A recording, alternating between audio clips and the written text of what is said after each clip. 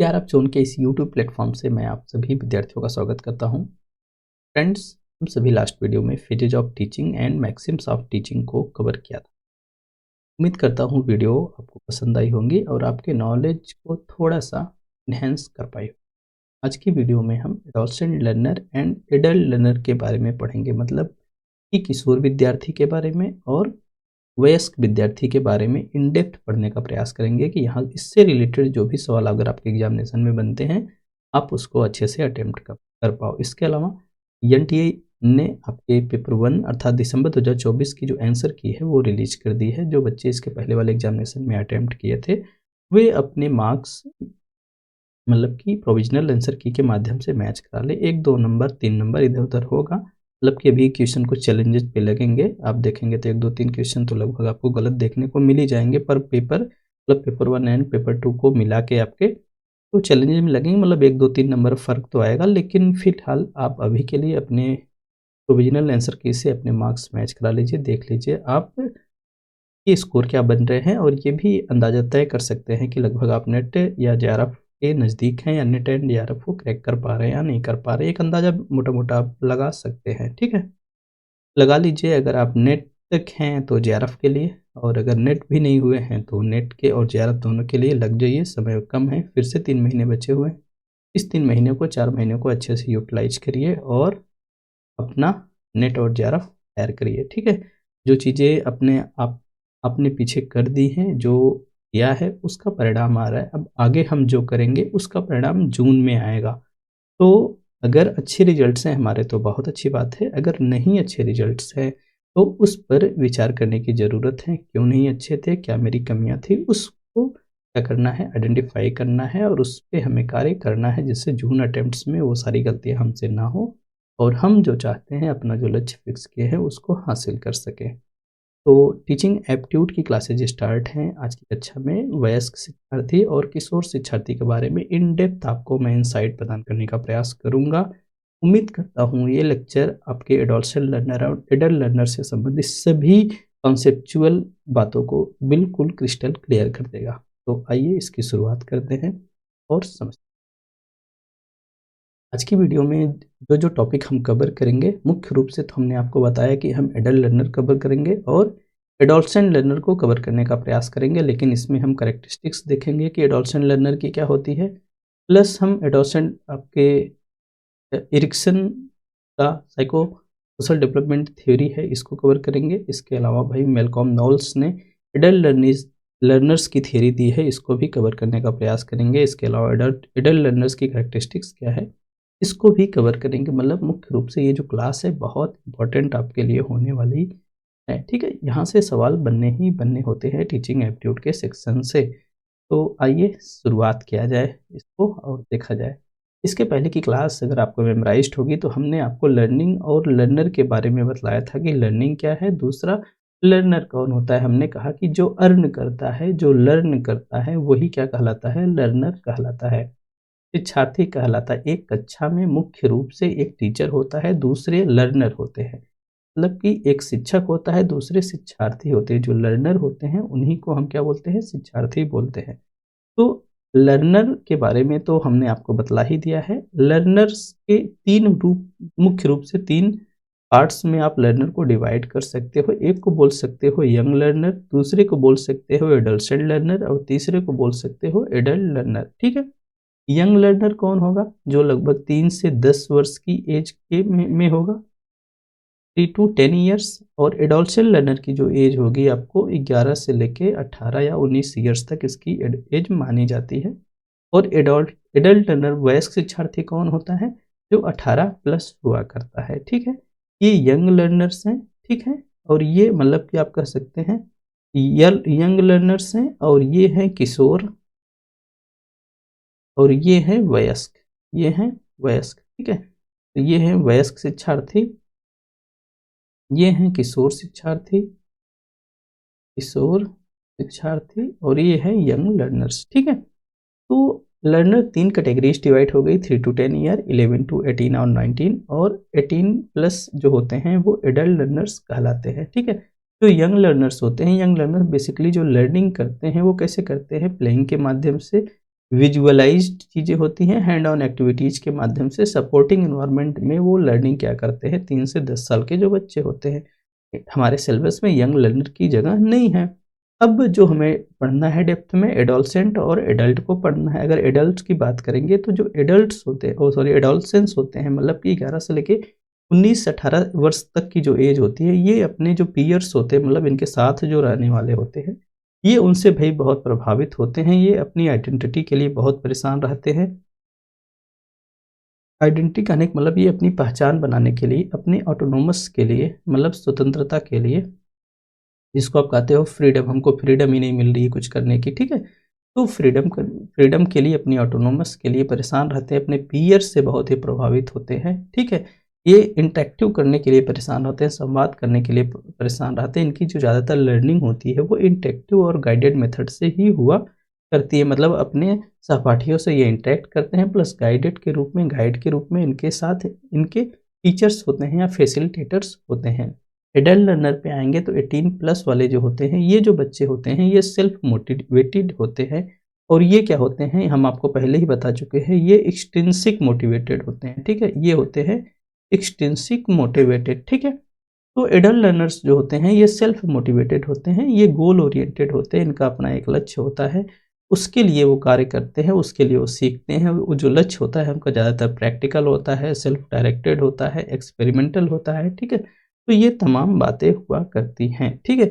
लेकिन अगर भारत के पर्सपेक्टिव से आप अगर इसको देखेंगे, अगर भारत के पर्सपेक्टिव से देखेंगे कि मिडल लर्नर्स कौन होते हैं, तो भारत में वयस्क शिक्षार्थी को 15 से 35 एज ग्रुप के बीच में माना जाता है। जो 15 से 35 साल के होते हैं, जो एज ग्रुप होता है, इनको हम वयस्क शिक्षार्थी के रूप में मानते हैं, ठीक है? तो जो वयस्क शिक्षार्थी की अवधारणा अगर भारत में आई, तो ये मान के चलिए कि 1978 से ही ये अवधारणा आई थी, लेकिन 1986 की फिर पॉलिसी आई, ठीक है? 1986 की पॉलिसी आई, 1986 की पॉलिसी में एनएलएम को लाया गया। एनएलएम का मतलब क्या है? एनएलएम को लाया गया, तो एनएलएम का मतलब क्या है? National literacy mission. National literacy mission आपका आया कब था? 1988 में आया था। तो 1988 में जो एनएलएम आया, तो उसका मेन उद्देश्य ये था कि जो नॉन लिटरेट लोग हैं और 15 से ऊपर के लोग हैं और 35 के अंदर के लोग हैं, उनको क्या किया जाए? शिक्षित किया जाए, उनको शिक्षित किया जाए। तो भारत में जो एडल्ट लर्नर की अवधारणा समझी जाती है, वो 15 से लेके 35 तक की एज ग्रुप के जो लोग होते हैं, उनको लिटरेट करने की बात होती है, उनको साक्षर करने की बात होती है। लेकिन किताबों में आप देखेंगे तो आपको यंग लर्नर, एडोलसेंट और एडल्ट लर्नर के ये ग्रुप आपको देखने को मिलेंगे। अब बात करें एडोलसेंट लर्नर्स कौन होते हैं? भाई किशोर विद्यार्थी जो 11 से लेकर 18-19 साल के बीच का होता है, उसे हम एडोलसेंट लर्नर कहते हैं। तो इनकी सबसे बड़ी चाहत इस स्टेज में यही होती है कि भाई उनकी अपनी आइडेंटिटी हो, भाई उनकी अपनी पहचान हो, ठीक है? किशोरावस्था में सबसे ज़्यादा आप आइडेंटिटी के लिए परेशान रहते हैं, अच्छे कपड़े पहन के आते हैं, अच्छा बोलना चाहते हैं, क्लास में अच्छा दिखना चाहते हैं, मॉनिटर बनना चाहते हैं, तमाम तरह की, मतलब कि आपकी एक अच्छी इमेज बने, कुछ इस तरह के चक्कर में आप परेशान रहते हैं, ठीक है? तो किशोर शिक्षार्थी वे शिक्षार्थी होते हैं जो कि वयस्क बनने की दिशा में होते हैं, ठीक है? मतलब जैसे ही वो 11 टू 19 की एज ग्रुप को क्रॉस करते हैं, तो वो वयस्क बन जाते हैं। तो हर व्यक्ति कभी न कभी वो यंग लर्नर्स के रूप में रहता है, फिर एडोलसेंट के रूप में जाता है, फिर वो एडल्ट बन जाता है, ठीक है? एडल्ट बन जाता है। तो ये स्टेजेस सभी के लिए हैं, किसी एक विशेष के लिए नहीं होती है। तो जो आज यंग है, कल वो एडल्ट बनेगा, जो एडल्ट जो आपका सॉरी जो यंग है वो एडोलसेंट बनेगा, और जो एडोलसेंट है कल जाके एडल्ट में कन्वर्ट हो जाएगा। तो जो किशोर शिक्षार्थी होते हैं या व्यक्ति होते हैं, वो वयस्क बनने की प्रक्रिया में होते हैं, और ये जो प्रक्रिया होती है, ये प्रक्रिया में बहुत ज़्यादा परिवर्तन आपको देखने को मिलते हैं। आप कॉग्निटिव रूप से, अफेक्टिव रूप से, साइकोमोटर डोमेन के रूप में, तीनों रूपों में आप में बहुत ज़्यादा परिवर्तन देखने को मिलता है। आपका कॉग्निशन डेवलप होता है, आपके अंदर मैच्योरिटी आती है, आपके माइंड, आपके बिहेवियर में बहुत ज़्यादा परिवर्तन होता है, ठीक है? आप कह सकते हैं कि जो एडोलसेंट लर्नर की एज होती है, ये एज कोई अस्थाई एज नहीं होती है, बल्कि एक तरफ से जान लीजिए कि ये अ, एक पड़ाव होती है। जैसे आप बोलते हैं, आप यहाँ पे कुछ टाइम के लिए ठहरते हो, यही 11 से लेके 19, मतलब यही जो 8 वर्ष का समय होता है, आप एडोलसेंट लर्नर के रूप में गुजारते हो, तो एक पड़ाव होती है, जैसे ही ये गुजरती है तो आप एडल्ट लर्नर की स्टेजेज में आ जाते हैं। आपके बिहेवियर में, आपके हाव-भाव में, आपके कॉग्निशन में बहुत ज़्यादा परिवर्तन आपको देखने को मिलता है। तो ये कोई एज ग्रुप नहीं होती है, बल्कि ये एक स्टेज होती है, बीत जाती है, ठीक है? इस स्टेजेज में मन, व्यवहार परिपक्व धीरे-धीरे होना स्टार्ट हो जाता है। आप खुद की आइडेंटिटी के लिए बहुत ज़्यादा परेशान होते हैं। कुछ एक कैरेक्टरिस्टिक्स हैं, आप इनको देख लीजिए। जैसे 10 टू 19 की बात है, देखिए अगर अलग-अलग किताबों में देखेंगे तो किशोर शिक्षार्थियों को लेके थोड़ा-सा कन्फ्यूजन आपको देखने को मिलेगा। आप जिस भी किताब में देखेंगे, किसी में 10 टू 19 लिखा है, किसी में 11 टू 19 है, किसी में 11 टू 18 है, किसी में 10 टू 18 है, ठीक है? तो इसके एज ग्रुप पे बहुत ज़्यादा मत जाइएगा, लेकिन डिफरेंसेस आपको देखने को मिलता है। तो भई इसी से एज ग्रुप की कैरेक्टरिस्टिक्स क्या है? पहला तो यही है भाई, इमोशनल डेवलपमेंट होता है। 11 से 19 की एज के बीच में आप बहुत sensitive, seeking and independence feel करना स्टार्ट करते हैं। इस समय आप खुद की आइडेंटिटी के लिए कार्य करना शुरू करते हैं, संवेदनशील हो जाते हैं, हमेशा फ्रीडम की खोज होते हैं। आपके जो अभिभावक होते हैं, लगता है कि वो हमको फ्रीडम नहीं दे रहे हैं, वो हमको सप्रेस करके रख रहे हैं, ठीक है? तो इस तरह की भावनाएँ आपके अंदर होती है। दूसरा कॉग्निटिव डेवलपमेंट होता है आपके अंदर, एक क्रिटिकल थिंकिंग, इसके पहले बात हुई। क्रिटिकल थिंकिंग, प्रॉब्लम समाधान कौशल आपके अंदर, प्रॉब्लम सॉल्विंग स्किल्स आपके अंदर धीरे-धीरे डेवलप होना स्टार्ट हो जाती है, क्योंकि इस एज ग्रुप में आप चीज़ों को क्यों है, क्या है, क्यों है, कैसे है, इस सवालों पर आप बहुत ज़्यादा लॉजिकली सोचना शुरू करते हैं धीरे-धीरे, ठीक है? धीरे-धीरे, पूर्णतः डेवलप नहीं होता है, ठीक है? इस बात को ध्यान रखिएगा, ठीक है? अब सोशल इन्फ्लुएंसेस होते हैं भाई, जो साथी होते हैं, जो सामाजिक वातावरण होता है, उनका हमारे ऊपर बहुत प्रभाव पड़ता है। हम अक्सर बाहरी कारकों से प्रेरित होते हैं, एक्सटर्नल फैक्टर्स हमारे ऊपर बड़ा प्रभावित करता है। ग्रेड्स, नंबर्स, रिकॉग्निशंस, ठीक, आइडेंटिफिकेशंस, उसकी फ्रीडम, पड़ोसी का पहनावा, खाना-पीना, रहन स्तर, ये सब हमारे ऊपर बड़ा प्रभाव डालता है और उससे हम बहुत मोटिवेटेड होते हैं, ठीक है? लर्निंग स्टाइल्स, भाई पहले ही बात किया कि ये इंटरेक्टिव होती है, कोलैबोरेटिव होती है, ज़्यादातर अपने सहपाठियों के साथ, अपने पीयर्स के साथ बातचीत करके लोग लर्निंग क्या करते हैं, गाइडेड लर्निंग भी होती है टीचर के माध्यम से, ठीक है? अटेंशन, ध्यान अवधि, भाई इस समय के लोग बहुत ज़्यादा एक तरफ से जान लीजिए कि उनका दिमाग अस्थायी नहीं रहता है, भटकता रहता है, ठीक है? लेकिन रोचक सामग्री अगर वो पढ़ रहे हैं, कोई अच्छी चीज़ पढ़े जिसमें उनका मन लग रहा है, तो उसमें बहुत ज़्यादा अट्रैक्ट भी हुआ करते हैं, ठीक है?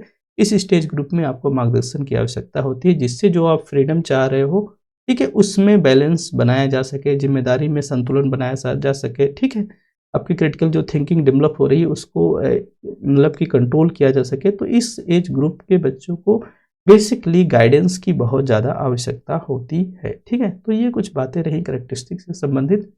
अगर आप एडोलसेंट लर्नर को अन्य तरीके से अगर आप डिवाइड करेंगे, तो आपको 3 और भाग देखने को मिलते हैं। मतलब एडोलसेंट लर्नर्स को, एडोलसेंट एज को, किशोरावस्था को, ठीक है? किशोरावस्था को डिफाइन करेंगे, तो पहला जो भाग बनता है आपका, वो अर्ली एडोलसेंस बनता है, प्रारंभिक किशोरावस्था। अगर सेकंड को आप डिवाइड करेंगे तो मध्य किशोरावस्था, जिसको हम मिडिल एडोलसेंस स्टेज। थर्ड को देखेंगे तो लेट एडोलसेंस स्टेज, ठीक है? 10 टू 12 ईयर, 13 टू 16 और 17 टू 19 ईयर का ये एज ग्रुप बनता है, ठीक है? जैसे ही हम प्रारंभिक किशोरावस्था में आते हैं, तो हमारे अंदर शारीरिक परिवर्तन होना स्टार्ट हो जाते हैं, हमारे फिजिकल चेंजेज होते हैं, ठीक है? हम अपने पीयर्स की बात पर फोकस करना स्टार्ट करते हैं, ठीक है? ये सारे परिवर्तन हमें देखने को मिलते हैं। जैसे ही हम मिडिल एडोलसेंस स्टेजेज में आते हैं, तो हम आइडेंटिटी के लिए एक्सप्लोर करना शुरू करते हैं, अपनी पहचान बनाने के लिए इमोशनली बार-बार हम शिफ्ट होते रहते हैं, हम अपने दोस्त बदलते रहते हैं, उसकी बातों से नाराज़ होते रहते हैं। अपने दोस्त की अगर मेरा दोस्त अच्छा कर रहा है, क्लास में ज़्यादा नंबर पा रहा है, हमसे ज़्यादा ग्रेड्स ले आ रहा है, हमसे ज़्यादा उसका लोग पसंद कर रहे हैं, हमसे ज़्यादा लड़कियाँ उसको पसंद कर रही हैं, तो हमारे ऊपर उसका बहुत ज़्यादा प्रभाव पड़ना शुरू हो जाता है, ठीक है? लेट एडोलसेंस स्टेज में हम ग्रेटर इंडिपेंडेंस की माँग करते हैं, मतलब अधिक स्वतंत्रता की माँग करते हैं। अभिभावक हमारे लिए क्या बन जाते हैं? दुश्मन जैसे बन जाते हैं। भाई, जो बड़े भाई हैं, वो लोग भी, उन लोगों को आप उस तरह से देखना शुरू कर देते हैं, क्योंकि आप कुछ ऐसा करेंगे जिसको वो रोकेंगे। जब वो रोकेंगे तो आपकी स्वतंत्रता हनन होगी, तो आपके अंदर एक अलग प्रकार की विचारधारा पैदा होती है। लेकिन यही एज ग्रुप होता है जिसमें धीरे-धीरे आप परिपक्व होना शुरू होते हैं, अपने करियर की तरफ फ़ोकस करना शुरू कर देते हैं। क्योंकि इस एज ग्रुप को क्रॉस करते-करते धीरे-धीरे आप 10th-12th की पढ़ाई, अभी के स्टेज के अनुसार लगभग आप 12th की पढ़ाई को कवर कर चुके होते हैं। तो आप अब बैचलर के लिए तैयार करते हैं खुद को। बैचलर के लिए तैयार करते हैं, तो आपके अंदर काफ़ी मैच्योरिटी, अपने करियर के प्रति आपका रुझान सब धीरे-धीरे डेवलप होना स्टार्ट हो जाता है, ठीक है? अगर एडोलसेंट लर्नर की कैरेक्टरिस्टिक्स की बात की जाए तो जो कुछ बेसिक कैरेक्टरिस्टिक्स बताए हो तो ठीक है, लेकिन अगर उसके एकेडमिक अचीवमेंट के आधार पे अगर उनकी विशेषताओं को देखना शुरू करेंगे तो ये जो बच्चे होते हैं, इन बच्चों का ज़्यादातर समय किस में बीत जाता है, स्कूल में ही बीत जाता है, क्योंकि लगभग 9 बजे से स्कूल है, 9 बजे से 2, बहुत सारे स्कूल तो 10 बजे से 4 बजे तक चलते हैं। उसके बाद घर आएंगे तो उनकी एक कोचिंग लगा देंगे घर वाले, तो जैसे 4 आएँगे तो 4 बजे तो आएँगे, 4 से फिर 5 बजे, 5 बजे से 7 बजे तक उनकी कोचिंग लग गई, फिर अपना होमवर्क और टाइम वर्क पूरा करेंगे, फिर 10 बज जाएगा सुबह, रात को सोएँगे। तो उनका जो ज़्यादातर समय होता है वो स्कूल में ही बीत जाता है। इन बच्चों में आलोचनात्मक सोच, लॉजिकल स्किल्स धीरे-धीरे डेवलप होना या रीजनिंग्स की स्किल्स धीरे-धीरे डेवलप होना स्टार्ट हो जाती है, ठीक है? ये जो बच्चे होते हैं ग्रेड, शिक्षक के सराहना, साथियों के दबाव से बहुत ज़्यादा प्रभावित होते हैं, ठीक है? इनको नीड होती है, इनकी ज़रूरत होती है एक स्ट्रक्चर की, एक प्रकार के अच्छे गाइडेंस की, जिससे इनकी लर्निंग बहुत अच्छी हो पाए। ये एक स्टेज होती है जिसमें हम अपने फ्यूचर के लिए, इसमें हम अपने फ्यूचर की अपॉर्च्युनिटीज़ के लिए खुद को तैयार करते हैं, या हम कह सकते हैं कि भविष्य के लिए हम फाउंडेशन देते हैं, भविष्य के लिए हम मंच तैयार करते हैं, जिसके आधार पे हमारा जो भविष्य है, हमारा जो फ्यूचर है, निर्भर करता है। अगर आज हम अच्छा किए रहते हैं, अच्छे से पढ़े रहते हैं, तो कल जाके जो रिलेटेड चीज़ें हमको पढ़नी होती है, एक्सप्लोर करनी होती है, इन डेप्थ इनसाइट्स लेनी होती है, तो हमको बहुत मदद मिलती है। कहा जाता है जिन बच्चों का फाउंडेशन अच्छा है, तो उनका मकान भी अच्छा होता है, ठीक है? अगर करैक्टरिस्टिक्स को हम सोशल डेवलपमेंट के आधार पे देखें एडल्ट्स की, ठीक है? तो भई इनमें साथियों की स्वीकृति बड़ी महत्वपूर्ण होती है, मित्रता अधिक करना पसंद करते हैं, ये अन्वेषण करते हैं, खोज करते हैं, समाज से जुड़ने का प्रयास करते हैं, साथियों और सामाजिक मंडलियों से ये अधिक प्रभावित होते हैं, कोनो अच्छा कपड़ा पहन के, अच्छी गाड़ी से आए, तो इन सब पे बड़ा प्रभाव पड़ता है, ठीक है?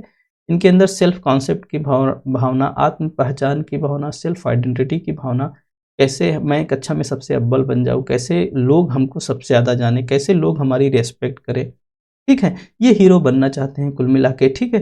तो ये जो डेवलपमेंट होता है वो सोशल डेवलपमेंट के अंतर्गत आता है। ये राइट वैल्यूज़ के बारे में, गलत मूल्यों के बारे में अधिक सोचते हैं, क्या सही है, क्या गलत है, एथिक्स के बारे में, देश के बारे में, समाज के बारे में, क्या गलत हो रहा है, क्या सही हो रहा है।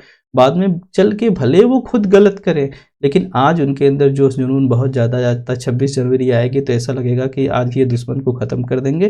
जैसे ही 26 जनवरी का दिन बीतता है, फिर से ही अपनी नॉर्मल दिनचर्या में व्यस्त हो जाते हैं, उनको याद भी नहीं आता है उस एथिक्स को, उस मूल्य को, उस वैल्यूज़ को, वैल्यूज़ का, ठीक है? मतलब कहने का मतलब है कि इनका मूड स्विंग बहुत तेज़ होता है, ठीक है? इनका मूड स्विंग बहुत तेज़ होता है, इनको लगता है कभी सब उखाड़ देंगे। अच्छा एनर्जी भी होती है इस स्टेजेज़ में, ठीक है? लेकिन डायरेक्शंस और गाइडेंस की भी बड़ी आवश्यकता होती है, नहीं तो विकास विनाश में बदल जाता है। तो ये कुछ कैरेक्टरिस्टिक्स होती है एडोलसेंट लर्नर की सोशल डेवलपमेंट के रूप में, ठीक है? अगर इसी को emotional and psycho social development के रूप में, जैसे ही साइको सोशल डेवलपमेंट की बात आती है तो नाम किसका आ जाता है? इरिक इरिक्सन का। इरिक इरिक्सन का नाम तुरंत आ जाता है। इरिक इरिक्सन ने क्या दी है? साइको सोशल डेवलपमेंट थ्योरी दी है इन्होंने, साइको सोशल डेवलपमेंट थ्योरी इन्होंने दी है, ठीक है? इसने इरिक इरिक्सन ने। तो भई जब साइको सोशल डेवलपमेंट की बात होगी तो भई इसमें इनका मूड स्विंग किशोरों का बहुत ज़्यादा होता है। भी वो अपने दोस्त से नाराज़ रहेंगे, फिर मान भी जाएँगे, मतलब उतार-चढ़ाव बहुत ज़्यादा होता है। वही बताया ना कि 15 अगस्त के दिन देशभक्ति पैदा होती है, 16 अगस्त को उतर जाती है, ठीक है? तो स्वतंत्रता और आत्म पहचान, या हम कहें कि इंडिपेंडेंस और सेल्फ आइडेंटिटी के पीछे, स्वतंत्र होने के पीछे बहुत ज़्यादा परेशान होते हैं, सोचते हैं हम जो कर रहे हैं सही कर रहे हैं, कोई हमको रोके-टोके ना, ठीक है? फिजिकल ग्रोथ इस स्टेजेज़ में बहुत होती है, मैच्योरिटी धीरे-धीरे आती है। अगर इनको कहीं से उपहास मिल रहा है, रिडिक्यूल हो रहे हैं, एम्बैरेसमेंट इनको मिले, रिजेक्शंस मिल रहा है, तो इसके प्रति इनकी बड़ी तीव्र प्रतिक्रिया होती है। अगर कोई इनके साथ इस तरह का भेदभाव किया या इस तरह के गतिविधियाँ किया तो इनको बहुत ज़्यादा गुस्सा आ जाता है, ठीक है? तो उस पे अति प्रतिक्रिया करने लगते हैं। इसीलिए जो एडोलसेंट एज के बच्चे होते हैं, 18-19 के बच्चे होते हैं, इंटरमीडिएट में पढ़ते हैं, तो लड़ाई झगड़ा खूब होता है जम के, आप सब भी किए होंगे, ठीक है? अपने-अपने समय में। तो ये इमोशनल एंड सोशल डेवलपमेंट होता है, इसमें भई वो इमोशनली बहुत ज़्यादा फ्लक्चुएशंस होता है, फ्रीडम चाहते हैं, अपनी आइडेंटिटी चाहते हैं, हमेशा स्वतंत्र रहना चाहते हैं, कोई उनको हस्तक्षेप ना करे, जो कहें वही सही है।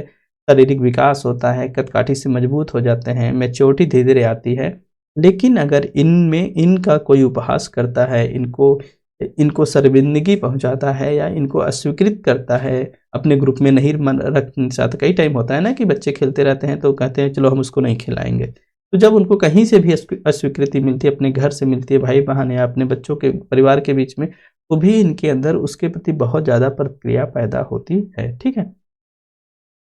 तो ये कुछ बातें रहीं, ठीक है? हमने आपसे कहा कि साइकोसोशल की जब भी बात आती है तो इरिक्सन साहब छूट जाएँ ऐसा हो नहीं पाता है, यहाँ से सवाल भी आपसे पूछा जाता है। तो इरिक्सन साहब ने साइकोसोशल डेवलपमेंट से संबंधित अपनी 8 स्टेजेज़ बताई भई, इस तरह से डेवलपमेंट हुआ करता है, ठीक है?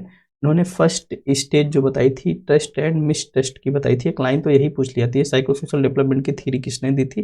तो एरिक इरिक्सन ने दी थी। कितनी स्टेजेस थी? 8 स्टेजेस थी, ठीक है? तो ट्रस्ट एंड मिसट्रस्ट, दूसरा है ऑटोनॉमी एंड शेम, तीसरा है इनिशिएटिव एंड गिल्ट, फोर्थ है इंडस्ट्री एंड इन्फेरिटी, फिफ्थ है आइडेंटिटी एंड कन्फ्यूजन, सिक्स है इंटीमेसी एंड आइसोलेशन, सेवंथ है जनरेटिविटी एंड स्टैग्नेशन, और एट्थ है इन्फेरिटी एंड डिस्पेयर, ठीक है? तो बच्चे के जन्म से लेके बच्चे की मृत्यु तक या व्यक्ति के जन्म से लेके व्यक्ति के मृत्यु तक की पूरी स्टेजेस को एरिक एरिक्सन ने अपने साइकोसोशल डेवलपमेंट थ्योरी में बतलाने का प्रयास किया है। एक-एक करके इसको हम देखेंगे तो ये पूरा टेबल है, इस टेबल को आप लोग देख लीजिएगा। अगर इन्फेंसी की बात करेंगे, जो बर्थ से लेके 18 मंथ तक बच्चा होता है, ये ज़्यादातर बच्चा फीडिंग पे निर्भर होता है।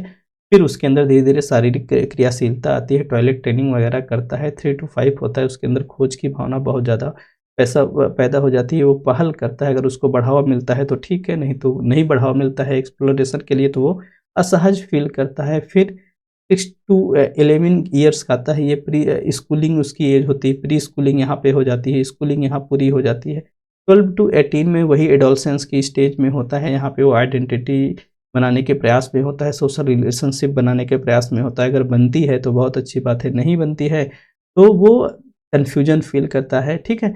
और यंग एडल्टहुड जो स्टेज होती है 19 लेके 40 ईयर्स तक, यहाँ पे शादी-विवाह इसी स्टेजेज़ में हुआ करती है। इसमें जो एडोलसेंट होता है वो इंटीमेसी की तरफ आगे बढ़ता है, सामाजिक संबंधों को बनाता है, ठीक है? इस समय में जो संबंध बनते हैं वो ज़्यादा दिन तक चलते हैं, ठीक है? लेकिन अगर ऐसा करने में वो विफल होता है तो बहुत अलगाव फ़ील करता है रिलेशनशिप से, आइसोलेशन, लोगों से, समाज से, ठीक है? और middle adulthood 14 to 65 years generativity and stagnation की एज होती है। यहाँ पे वर्क एंड पैरेंटलहुड को जिया जाता है, लोग अपने लाइफ, अपने करियर, अपने जीवन के बारे में सोचते हैं और मैच्योरिटी में अपने पूर्व कृत को याद करते हैं कि हमने जो कार्य किया पूरी लाइफ में, वो कार्य से मैं संतुष्ट हूँ, नहीं संतुष्ट हूँ। जो संतुष्ट हैं वो अच्छे से अपना बुढ़ापा जीते हैं, जो नहीं संतुष्ट हैं उनको बड़ा पछतावा होता है बड़े कि मैंने जो कार्य किया, मतलब अपनी पूरी लाइफ पे रिफ्लेक्शन करते हैं। तो ये कुछ गतिविधियाँ होती है आपकी साइकोसोशल डेवलपमेंट्स की, जो जिसको एरिक एरिक्सन साहब ने बतलाया था, ठीक है? ये पूरी स्टेजेज हैं, इसको आपको याद रखना ज़रूरी है।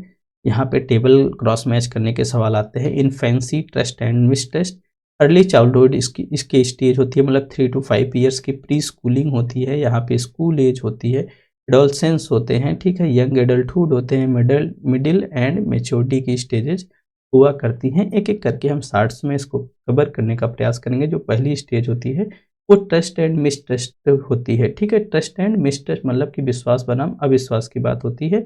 ये पूरी तरीके से फाउंडेशनल स्टेज होती है, बेसिक स्टेज होती है। इसमें जो बच्चा होता है पूरी तरीके से एडल्ट पर निर्भर करता है। वो किसी वयस्क, मतलब वयस्क के रूप में कौन होता है? उसके माता-पिता, भाई-बहन वही सब होते हैं। अगर वो उनमें उसके साथ अच्छा सर्वाइवल, अच्छा खाना, प्यार, वार्म, ठीक है? सुरक्षा, पोषण वगैरह के लिए वो पूरी तरीके से वो किस पे निर्भर होता है? वयस्क पर निर्भर होता है। अगर बच्चे की देखभाल अच्छी होती है तो चाइल्ड के मन में एक ट्रस्ट डेवलप होता है। अगर उसकी देखभाल अच्छी नहीं होती है तो चाइल्ड के मन में वयस्कों के प्रति एक अविश्वास पैदा हो जाता है, ठीक है? अगर बच्चे का सफलतापूर्वक विकास होता है तो बच्चे के अंदर एक फील सेफ की भावना पैदा हो जाती है, प्रोटेक्टेड महसूस करता है संसार से, दुनिया से, ठीक है? सुरक्षित और संरक्षित महसूस करता है। अगर उसकी देखभाल अच्छी नहीं होती है तो वयस्कों के प्रति उसके मन में भय, फियर पैदा हो जाता है, जो कि संसार को वो इनकंसिस्टेंट मांगता है, अनप्रिडिक्टेबल समझने लगता है, मतलब कि असंगत और अप्रत्याशित समझने लगता है। उनको वयस्कों पर विश्वास नहीं रह जाता है, ठीक है। जैसे आप अपने घर में ही देखिए, जो उस बच्चे के करीब में ज़्यादा लोग होते हैं, उसके अभिभावक, उसके मम्मी पापा या घर में और लोग हैं जो उसको ज़्यादा प्यार देते हैं, वो उनके ज़्यादा करीब में रहने लगता है। जो उससे कम जुड़े रहते हैं, जिससे दूर रहते हैं, जैसे जो मम्मी पापा पापा होते हैं उसके ज़्यादा क्लोज में होते हैं, वो उनको ज़्यादा चाहता है। और जो उसके दूर वाले लोग होते हैं, जैसे भाई बहन हो गए, माँ दादा दादी हो गए, तो बच्चा अपने बचपन में विद इन 18 ईयर्स में तो वो ज़्यादा अपने मम्मी पापा के साथ रहता है, खास करके मम्मी के साथ रहता है, तो वो उनसे ज़्यादा लग जाता है और उन लोगों से अपेक्षाकृत कम लग पाता है। लेकिन अगर कोई गेस्ट आ जाता है, कोई बाहर का आदमी आता है, तो वो उनके पास जाने के लिए उनके अगर उसको गोदी लेंगे तो भी नहीं जाता है, तो क्या करता है? भई उन पर उसको अविश्वास होता है कि भई ये कौन है, हमको यहाँ से प्रोटेक्शन मिलेगी कि नहीं मिलेगी, तो वो इसलिए क्या करता है, अपने लोगों के बीच में ही रहता है, जिसके ऊपर उसको क्या होता है, विश्वास बन जाता है। तो ये जो स्टेज होती है, ट्रस्ट एंड मिसट्रस्ट की स्टेज हुआ करती है। दूसरी स्टेज है आपकी autonomy and same and doubts की, ठीक है। कहने का मतलब ये है कि इस स्टेज में जो बच्चा होता है, धीरे-धीरे व्यक्तिगत नियंत्रण करना, उसके व्यक्तिगत नियंत्रण की अधिक समझ उसके अंदर विकसित हो जाती है। इस स्टेज के अंदर मुख्य रूप से पॉटी ट्रेनिंग होती है, ठीक है। जो माँ-बाप होते हैं, बच्चे को पॉटी करने की ट्रेनिंग्स देते हैं कि वो कैसे मतलब कि पॉटी करेगा, ठीक है। शौचालय परीक्षण जिसको बोला जाता है, इसकी ट्रेनिंग देते हैं। इसके आधार पे धीरे-धीरे उसके अंदर शरीर को नियंत्रण करने की उसके अंदर क्षमता होती है, एक स्वायत्तता डेवलप होती है। शारीरिक कौशल स्वतंत्रता की भावना उसके अंदर पैदा होती है, ठीक है। तो वो धीरे-धीरे अब थोड़ी स्वतंत्रता और अपने दम पर बुनियादी कार्य करना शुरू करता है। Gain some independence, perform basic task on their own, ठीक है। And potty training plays an important role to किसमें, gaining autonomy, physical skills and sense of independence, ठीक है। तो ये सारी जो गतिविधियाँ होती हैं, इन गतिविधियों में जो पॉटी ट्रेनिंग है काफ़ी मददगार होती है। इस मामले में अगर आप देखेंगे, जो फ्रायड एंड एरिक्सन्स थे, दोनों ने भी टॉयलेट ट्रेनिंग को एक इम्पॉर्टेंट पार्ट बताया इस चरण के लिए, इस प्रक्रिया के लिए, ठीक है। इसके अलावा अगर आप देखेंगे, बच्चे के अंदर food choices, toy choices and clothing के सिलेक्शन, क्लॉथिंग कपड़े का चयन करने की भी भावना उसके अंदर आ जाती है। अगर इन सब चीज़ों में इस चरण के दौरान अगर वो सफल होता है, ये सारी चीज़ें उसके अंदर डेवलप्ड होती है, तो वो मतलब कि स्वायत्तता की भावना उसके अंदर जन्म होती है। और अगर वो इसमें विफल होता है, तो वो बहुत शर्म महसूस करता है, वो डाउट फ़ील करता है, ठीक है? वो शर्म महसूस करता है, वो डाउट फ़ील करता है। कहा जाता है कि अगर इस स्टेज के बच्चों में अगर ये सारी गतिविधियाँ अगर डेवलप्ड हो गई हैं, तो बच्चे अपने लाइफ़ में बहुत ऑटोनॉमी फ़ील करते हैं। और जो बच्चे नहीं कर पाते, उनके अंदर ये फीलिंग्स नहीं डेवलप हो जाती है, अक्सर वो शर्मीले टाइप के हो जाते हैं, ठीक है? थर्ड है इनिशिएटिव एंड गिल्ट, ठीक है। पहल बनाम अपराध बोध, ठीक है। तो ये चरण होता है, इस चरण में बच्चे खेल और सामाजिक इंटरेक्शन ज़्यादा करते हैं। पावर एंड कंट्रोल का, अपने पावर से कंट्रोल करना चाहते हैं पूरे संसार को, ऐसे उनके अंदर भावनाएं पैदा होती हैं। ये प्ले करते हैं, सोशल इंटरेक्शंस करते हैं, ठीक है। अगर इन सारी गतिविधियों में वो सक्सीड होते हैं, तो वो दूसरों को लीड करने के लिए एबल होते हैं, समर्थ होते हैं। अगर वो इन सारी गतिविधियों में फेल होते हैं, तो उनके अंदर गिल्ट पैदा हो जाती है, वो सेल्फ सेंटर्ड हो जाते हैं, आत्म जिसको कहा जाता है आत्मदेह, उनके अंदर लैक ऑफ इनिशिएटिव हो जाता है, मतलब पहल करने की कमी हो जाती है। तो ये सब सारी कमियाँ जो अगर उसके अंदर हो जाती हैं, तो वो अपनी लाइफ में गिल्ट फील करता है, अच्छा महसूस नहीं करता है। लेकिन अगर उसके अंदर ये सारी एक्टिविटीज़ डेवलप होती हैं, तो वो इनिशिएटिव लेता है, चैलेंजेस को स्वीकार करता है, कक्षा में प्रतिभाग करता है, किसी सोशल एक्टिविटीज़ में प्रतिभाग करता है। और ये जो एज होती है, इस एज में जो बच्चा होता है, प्री स्कूल एजुकेशन हासिल करता है, ठीक है। तो फोर्थ आती है जो एज आपकी 6 से लेके 11 साल की जो आपकी एज होती है, जिसको बोला जाता है इंडस्ट्री वेस्ट एनफेरिटी, ठीक है। Middle school years from 6 to 18, ये जो स्टेज होती है बच्चा, इस स्टेज में जो बच्चा होता है, वो भाई सोशल इंटरेक्शंस तो और उसका ज़्यादा बढ़ जाता है पहले की अपेक्षा। इसमें वो बच्चा अपनी उपलब्धियों और क्षमताओं पर गर्व की भावना विकसित करता है, ठीक है। भई जो वो करता है, जो उपलब्धि हासिल करता है, जो उसको उस पर प्राइड फ़ील होता है, ठीक है। जो उसने एबिलिटीज़ हासिल की है, उसके प्रति उसको प्राउड होता है, ठीक है। सफलता से उसके अंदर योग्यता की भावना पैदा होती है, असफलता से उसके अंदर हीनता की भावना पैदा होती है। जैसे 6 से 11 साल का बच्चा होता है, अगर वो क्लास में मैथ्स में सबसे अच्छा नंबर ले आता है, मैथ्स में सबसे अच्छा नंबर जब ले आता है, तो वो देखिए कितना प्राउड फ़ील करता है खुद को। उसके अंदर एक गर्व की भावना होती है। अगर वो हर रोज़ पीटा जा रहा है मैथ्स की क्लास के लिए, धीरे-धीरे उसके अंदर अगर हीनता की भावना पैदा हो जाती है। तो कहा जाता है कि इस स्टेज के जो बच्चे होते हैं, वो अपनी उपलब्धियों पर काफ़ी गर्व फ़ील करते हैं। अगर वो ज़्यादा उपलब्धि को हासिल करते हैं, ज़्यादा सफल होते हैं इस स्टेजेज में, तो उन बच्चों के अंदर योग्यता की भावना पैदा हो जाती है, ठीक है? अगर वो असफल हो रहे हैं, बार-बार असफल हो रहे हैं, तो उनके अंदर इन्फेरिटी आ जाती है, उनके अंदर हीनता आ जाती है, ठीक है?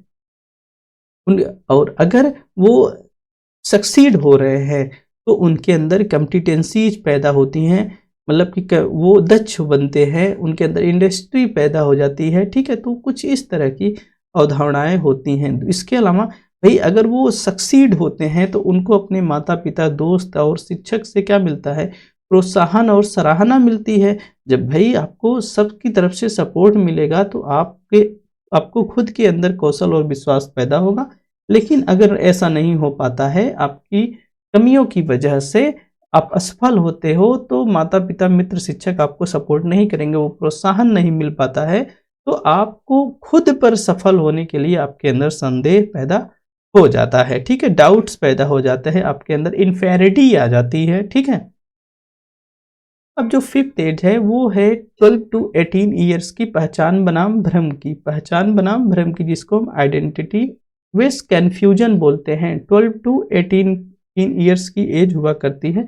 इसमें जो बच्चा होता है अब एडोलसेंस एज ग्रुप में इंटर कर जाता है।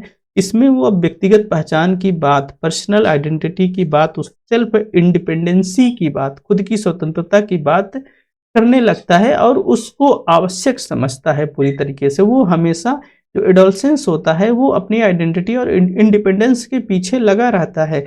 अगर वो इसमें सक्सीड होता है तो उसके अंदर अंदर एबिलिटी ट्रू एंड विश्वास पैदा हो जाता है, खुद के प्रति सच्चे रहने की क्षमता डेवलप हो जाती है, ठीक है?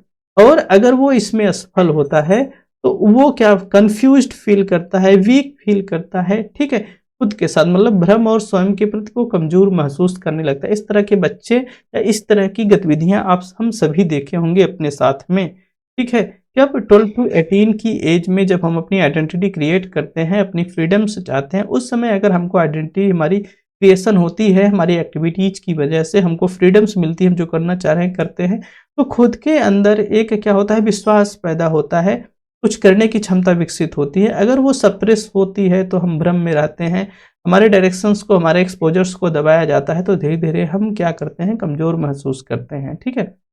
अगली स्टेज जो 6 वाली स्टेज होती है वो इंटीमेसी एंड आइसोलेशन की स्टेज है भई 18 टू 14। इसी एज ग्रुप में शादी-ब्याह सब हो जाता है, ठीक है?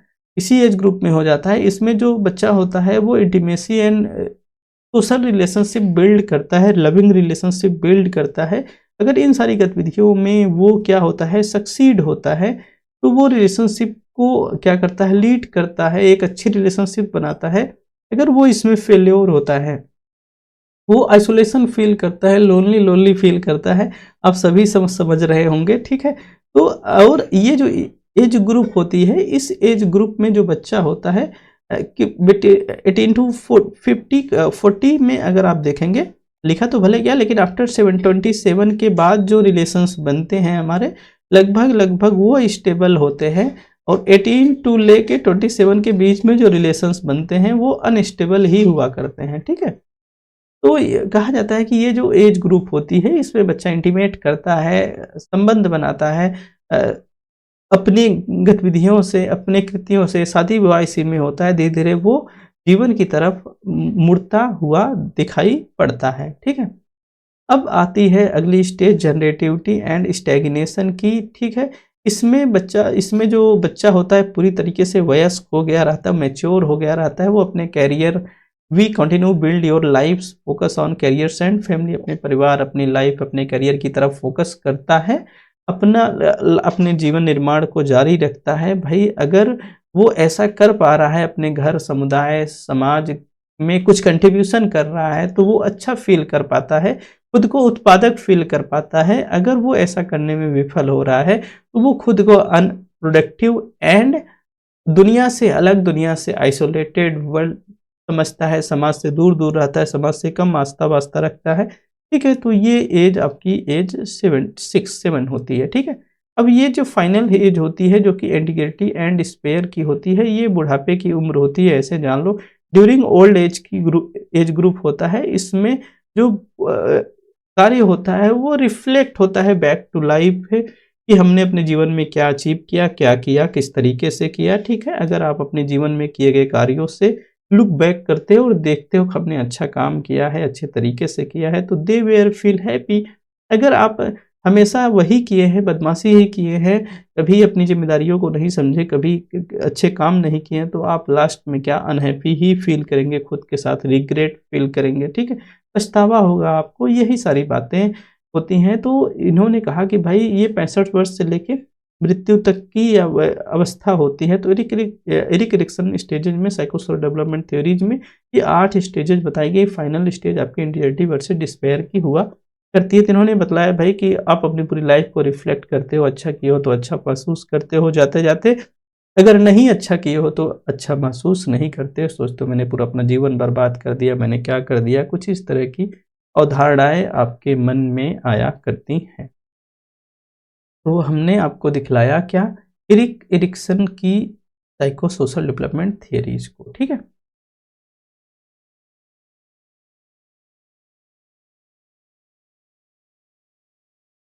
इसके अलावा अब आगे चलते हैं, हम आपको दिखलाते हैं कुछ एक करैक्टरिस्टिक्स और किसकी, एडोलसेंट लर्नर्स की, जिससे कॉग्निटिव डेवलपमेंट या उनके संज्ञानात्मक विकास की, ठीक है? जिसमें मेंटल एक्टिविटीज या उनके मेंटल का विकास होता है, उनके माइंड का विकास होता है, उसकी इंटेलिजेंस और थिंकिंग और इमेजिनेशन का विकास होता है, उनकी कल्पना, सोच, बुद्धिमत्ता बढ़ती है, पर्यावरण के साथ समायोजन बढ़ता है, तो मतलब उनका मेंटल डेवलपमेंट हुआ करता है, ठीक है?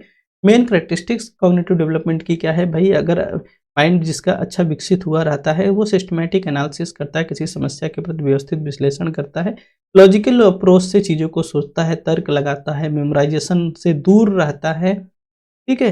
वो प्रॉब्लम को सॉल्व करने के लिए हायर ऑर्डर स्ट्रक्चर्स का इस्तेमाल करता है, मैच्योर होता है, व्यवस्थित होता है, तो मोरल मैच्योरिटी उसके अंतर्गत आ जाती है, सिस्टमैटिक एनालिसिस करता है। तो ये सब अच्छे कॉग्निशन डेवलपमेंट के उदाहरण हैं, ठीक है? पियाजे ने भी कॉग्निटिव डेवलपमेंट के लिए अपनी थ्योरीज दी। इन्होंने 4 स्टेजेस बताएं, sensory motor stage, pre operational, concrete and formal, ठीक है? बहुत ज़रूरी है, याद रखिएगा। Sensory motor stage, pre operational, concrete operational and formal operational stage इन्होंने बतलाई। ये 4 स्टेजेज जो कि बर्थ से लेकर 2 साल तक, 2 से 7 साल तक, 7 से 11 साल तक और 11 से 15 साल तक की समय आपका चलता है, ठीक है? ये 4 अवस्थाएं इन्होंने बतलाई थी। इस अवस्था में बतलाया गया कि भाई जो सेंसरी मोटर स्टेज होती है, इसमें बच्चा क्या करता है, वो एनवायरनमेंट के साथ इंटरेक्ट करता है और सीखता है, एनवायरनमेंट के साथ इंटरेक्ट करता है और सीखता है।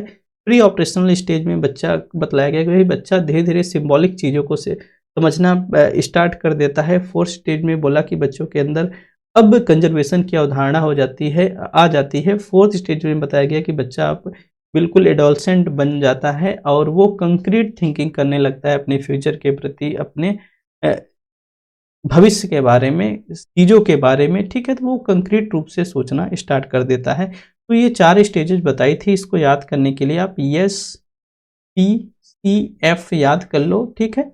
Sensory motor stage, pre operational stage, concrete operational stage and formal operational stage याद कर लीजिएगा, ठीक है? 0 से 2, 2 से 6 या 7 देखने को मिलता है, 7 से 11 और 11 से लेके एडल्टहुड तक की जो एज होती है, ठीक है? उसको हम फॉर्मल ऑपरेशनल स्टेज बोलते हैं। तो SPCF इन बातों को ध्यान में रख लीजिए, ठीक है?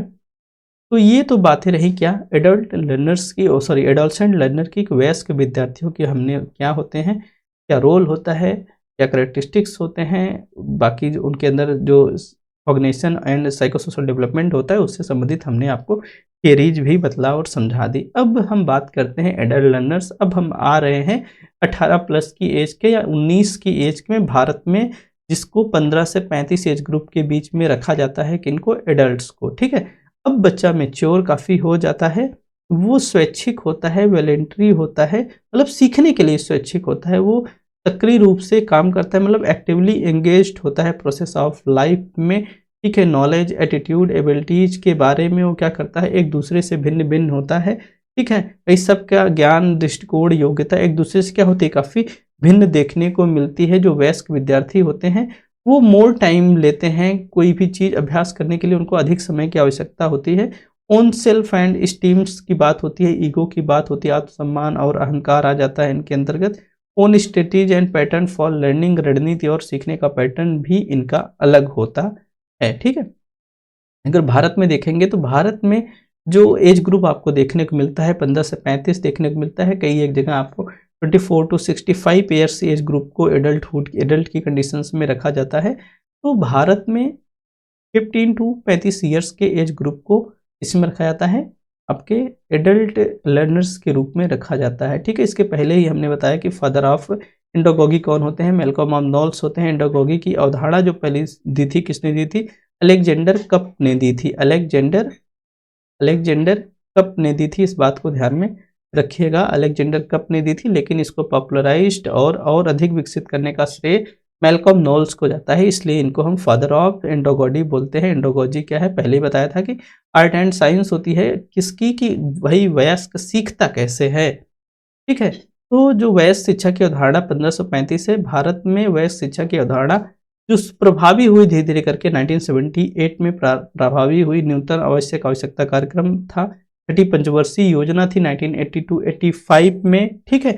लेकिन इसके बाद 85 में 1986 में आपकी आती है क्या, NEP 86 1986। उसमें सरकार किसकी थी, राजीव गांधी की सरकार थी, ठीक है, राजीव गांधी की सरकार थी। राजीव गांधी की सरकार में आता है NLM नेशनल लिटरेसी मिशन, जो कि 15 से 35 एज ग्रुप के बच्चों को साक्षर करने की इन्होंने योजना बनाई थी इसके अंतर्गत, ठीक है। अब according to Malcolm Knowles adult learners क्या होते हैं, इन्होंने कुछ एक करेक्टरिस्टिक्स बताई। जो वयस्क विद्यार्थी होते हैं उनकी करेक्टरिस्टिक्स क्या होती है। पहली तो इन्होंने बताई भाई कि ये सेल्फ डायरेक्टेड होते हैं, स्वनिर्देशित होते हैं, इनके ऊपर निर्देशन कम चलता है, इनकी अपनी अपेक्षाएं होती हैं, इनकी अपनी इच्छाएं होती हैं, ठीक है। दूसरा इन्होंने बताया कि भाई जो एडल्ट लर्नर्स होते हैं ज़्यादातर जो चीज़ें होती हैं वो लाइफ एक्सपीरियंस से गेन करें या करते हैं, ठीक है, अनुभव से चीज़ों को गेन करते हैं। दूसरा ये गोल ओरिएंटेड होते हैं, कोई भी चीज़ सीखते हैं तो किसी पर्टिकुलर के लिए सीखते हैं, उनका उस कार्य को सीखने का अपना एक गोल होता है, वो वैसे कोई चीज़ें नहीं सीखते हैं। दूसरा रिलीवेंसी ओरिएंटेड होते हैं, कोई चीज़ लर्न करते हैं तो उसको लर्न करने के पीछे उनका कारण होता है। ज़्यादातर एडल्ट्स जो होते हैं वो प्रैक्टिकल होते हैं, ज़्यादातर जो एडल्ट्स होते हैं वो एडल्ट्स के प्रति रिस्पेक्ट दिखाने की आवश्यकता होती है, वयस्कों के प्रति सम्मान दिखाने की आवश्यकता होती है, उनको समृद्धि प्यार देने की आवश्यकता होती है, मतलब उनके साथ उस तरह से ट्रीट ना किया जाए कि नकारे टाइप के हैं, ठीक है। तो ये 5-6 कुछ इन्होंने क्या बतलाई थी, करेक्टरिस्टिक्स बतलाई कि भाई वयस्क क्या होते हैं, तो सेल्फ डायरेक्टेड होते हैं, लाइफ एक्सपीरियंसेस गेन करते हैं, उनको ढेर सारा होता है, ये गोल ओरिएंटेड होते हैं, रिलेवेंसी प्रासंगिक होते हैं, प्रासंगिक मतलब वो चीज़ सीखते हैं जो कि उनके लाइफ में उपयोगी हो, जिसका यूटिलाइजेशन होगा, जिसको करने से उनको फायदा होगा, ठीक है। ज़्यादातर ये प्रैक्टिकल्स वर्क, देन ये चाहते हैं कि भाई हमारे प्रति सम्मान दिखाया जाए, ठीक है। इसके बाद इन्होंने मैल्कम नोल्स ने एडल्ट लर्नर्स की थ्योरीज प्रस्तुत की कि लर्नर सीखता कैसे है, उसकी अपनी एक इन्होंने थ्योरी प्रस्तुत की। कब प्रस्तुत की थी, 1980 में। मैल्कम नोल्स ने कब प्रस्तुत की, 1980 में प्रस्तुत की थी। तो इन्होंने 6 की प्रिंसिपल्स बताए थे एडल्ट लर्निंग के। उन्होंने कहा कि भाई पहले फेज में तो नीड टू नो, जानने की आवश्यकता होती है, दूसरे में सेल्फ कॉन्सेप्ट की बात होती है, तीसरे में एक्सपीरियंस की बात होती है, चौथे में रेडी हो जाता है लर्न करने के लिए, ओरिएंटेशन लर्निंग होती है, और मोटिवेट होते हैं लर्निंग के लिए, ठीक है।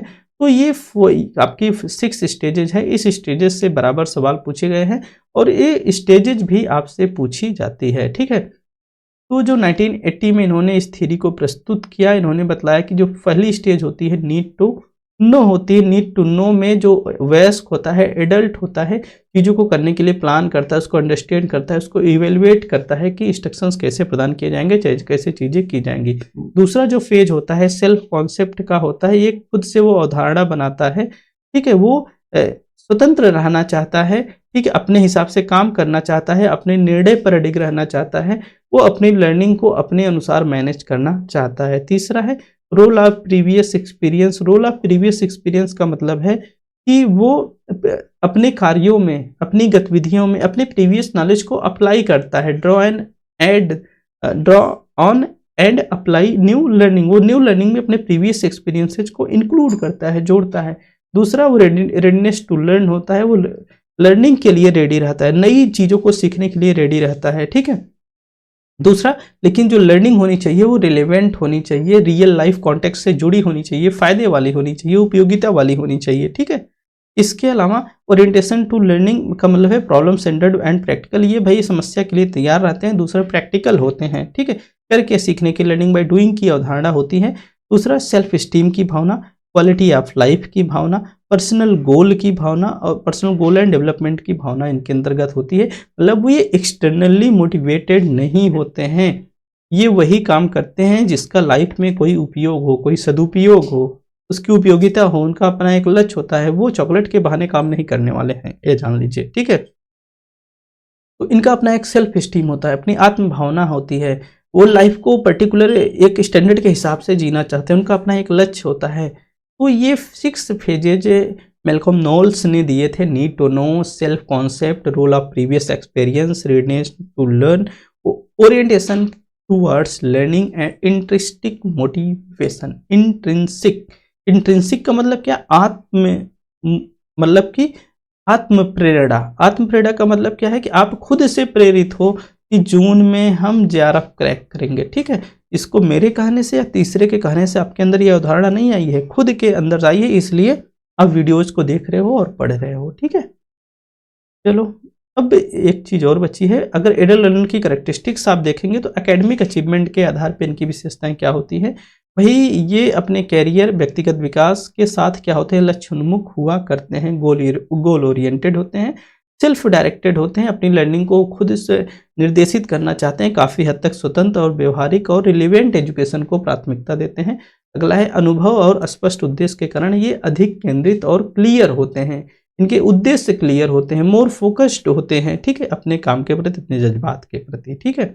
अगर सोशल डेवलपमेंट के हिसाब से देखेंगे इनकी कैरेक्टरिस्टिक किसकी, एडल्ट लर्नर की मैं कह रहा हूँ, ना कि एडोलसेंट लर्नर की, ठीक है। तो ये बैलेंस बनाने का प्रयास करते हैं अपने कार्य, परिवार, शिक्षा। क्योंकि जो एडल्ट लर्नर्स होते हैं 15 से 35 एज ग्रुप का है भाई, अगर जो मान लो जॉब नहीं पाया है लेकिन वो नौकरी भी कर रहा है, परिवार भी चला रहा है, प्लस शिक्षा भी हासिल कर रहा है, ठीक है, तो उसमें वो बैलेंस बनाने का प्रयास करता है। इसमें ये मोर मेच्योर हो जाते हैं, सोशल इंटरेक्शन इनका अच्छा हो जाता है, बढ़ जाता है। लेकिन अब इनके ऊपर जैसे जो एडोलसेंट लर्नर्स होते हैं उनके ऊपर साथियों का बड़ा दबाव पड़ता है, लेकिन जो आपके एडल्ट लर्नर्स होते हैं उनके ऊपर साथियों का दबाव बहुत कम पड़ता है, ठीक है। वो अपने माइंड से काम लेते हैं, लॉजिकली सोच कर कोई चीज़ करते हैं, भावनात्मक रूप से मैच्योर होते हैं। अब जो मूड स्विंग की भावना है वो बहुत कम हो जाती है। स्ट्रॉन्गर सेल्फ अवेयरनेस होते हैं, अधिक आत्म जागरूकता होती है, फ्लेक्सिबिलिटी आ जाती है। और जो मोटिवेशन होता है इंट्रिंसिक इनके अंदर होता है। जो एडोलसेंट लर्नर होते हैं वो बाहरी लक्ष्यों से एक्सट्रिंसिक गोल्स बनाते हैं या एक्सट्रिंसिक मोटिवेशन उनको प्राप्त होता है। इनका जो इंट्रिंसिक होता है कई टाइम तो ये अपने लक्ष्य दूसरे को बताते ही नहीं है। आप लोगों में भी होता है कि किस भर्ती के लिए पढ़ रहे हैं बताएंगे नहीं, ठीक है, चुप मार कर आते हैं, जेआरएफ की तैयारी करें लेकिन एकदम शांत बैठे पड़े हैं, अपने गोल्स बता नहीं रहे हो, अपना काम कर रहे हो। जब दोस्त बोलते पूछते हैं बोले पढ़ रहे, बोले नहीं पढ़ रहे, ठीक है। तो वो क्या होते हैं, इंटरेस्टिक होते हैं, अपने मन में रखते हैं, चीज़ों को बतलाते नहीं हैं या कम बतलाते हैं। तो इनका जो कॉग्निशन डेवलपमेंट होता है किसका, एडल्ट का, ठीक है। भाई प्रॉब्लम सॉल्विंग नेचर होता है, इतने बड़े होते हैं कि भाई चीज़ों को क्रिटिकली सोचते हैं, आलोचनात्मक रूप से सोचते हैं, जीवन के अनुभवों से या कहे कि नॉलेज को कनेक्ट करने का प्रयास करते हैं, उस नॉलेज को लेने का प्रयास करते हैं जो कि उनके जीवन में काम आए। ऐसा कुछ नहीं सीखना चाहते हैं जो केवल डिग्री के रूप में बनी रहे, ठीक है। एफिशिएंट लर्निंग होती है, कुशल शिक्षण अक्सर व्यवहारिक अनुप्रयोगों पर क्या होता है, केंद्रित होता है इनका। तो हमने आपको बता दी क्या, एडल्ट एंड एडोलसेंट लर्नर्स और Erik Erikson and Malcolm Knowles की थ्योरीज को, ठीक है। डिफरेंसेज अब तक तो आप समझ ही गए होंगे। जो एडोलसेंट लर्नर है वो एक्सट्रिंसिक मोटिवेटेड होता है, ये इंटरेस्टिक होते हैं, इनके अंदर एब्स्ट्रैक्ट थिंकिंग होती है, ये पूरी तरीके से मैच्योर और एनालिटिकल होते हैं, ये लिमिटेड लाइफ एक्सपीरियंस, बहुत सारा लाइफ एक्सपीरियंस, ठीक है। इनको गाइडेंस की आवश्यकता, ये इंडिपेंडेंस एंड सेल्फ डायरेक्टेड, ये अटेन स्पेन करते हैं, ये longer focused and attain Spain करते हैं, इनका जो फोकस होता है, ठीक है, मतलब ये ध्यान आकर्षित करने के लिए काम करते हैं, लेकिन ये ऐसा नहीं करते हैं, ये जो चीज़ें ज़्यादा देर तक चले उस इनको फोकस इस पे होते हैं, ये एक्सप्लोरेटरी टाइप के होते हैं, इनके अंदर बहुत ज़्यादा क्यूरियोसिटी होती है, ये प्रैक्टिकल एंड गोल ओरिएंटेड होते हैं। इस कोर्स को हम कर लेंगे तो हम क्या काम करेंगे, ठीक है। स्ट्रांगली इन्फ्लुएंस होते हैं अपने पीयर्स से, बिल्कुल ये पीयर से प्रभावित ही नहीं होते हैं, स्ट्रांगली डिसीजन लेते हैं अपना, ठीक है। ये लेस रिस्पॉन्सिबल होते हैं अपनी शिक्षा के प्रति, और ये भैया खूब रिस्पॉन्सिबल होते हैं अपनी शिक्षा के प्रति। तो ये कुछ बातें हमने आपको बतलाई किसकी, adolescent learner and adult learners के डिफ्रेंसिएशन में, ठीक है, कंपैरिजन में।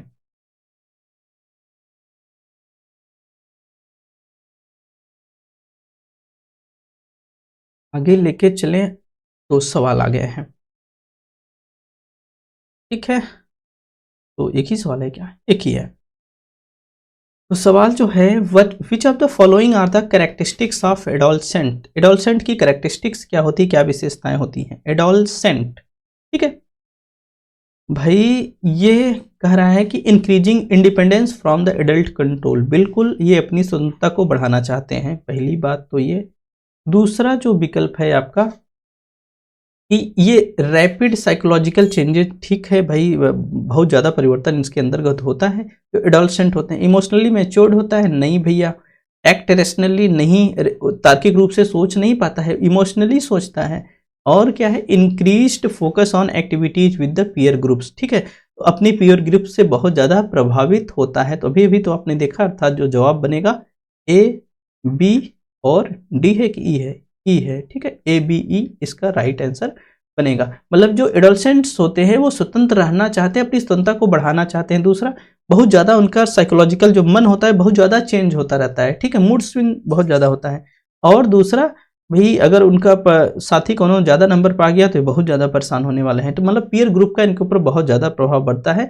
समूह अच्छा कर रहा है तो ये भी अच्छा करने लगते हैं, समूह अगर गलत मिली, जिसको आप कहते हैं संगति, अगर अच्छी संगति मिली तो ये भी अच्छा कर जाते हैं, गलत संगति मिली तो पूरे बर्बाद हो जाते हैं, ठीक है। तो समूह का बहुत प्रभाव इनके ऊपर पड़ता है। तो right answer A, B and E, ठीक है। काफ़ी टाइम हो गया, और ये है एडोलसेंट लर्नर्स, आपने देखा कैरेक्टरिस्टिक्स इसकी देखी, एरिक एरिक्सन का साइको सोशल डेवलपमेंट की थियरी देखी पूरी, एडल्ट लर्नर कौन होते हैं, उनकी कैरेक्टरिस्टिक्स क्या होती है, और मैल्कम नॉल्स की एडल्ट लर्नर्स थियरी को आपने देखा, ठीक है।